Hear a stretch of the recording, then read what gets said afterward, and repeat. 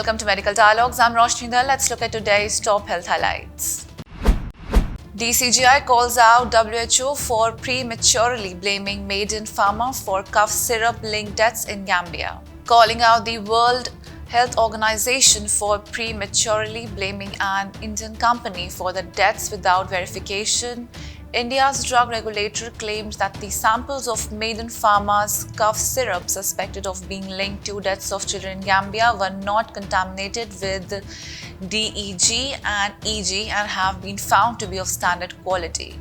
In wake of this confirmation given by the DCGI, Maiden Pharmaceuticals Limited on Friday said that it will seek clearance to reopen its factory as the Indian government laboratory found nothing wrong in samples taken from syrups.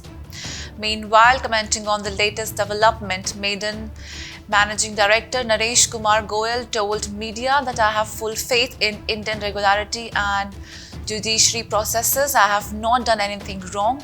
We will now try to request the authorities to reopen the factory, but I don't know when that will happen. We are still waiting. That's all for today. Stay safe. Never miss a medical update from Medical Dialogues. Like, subscribe, and press the bell icon.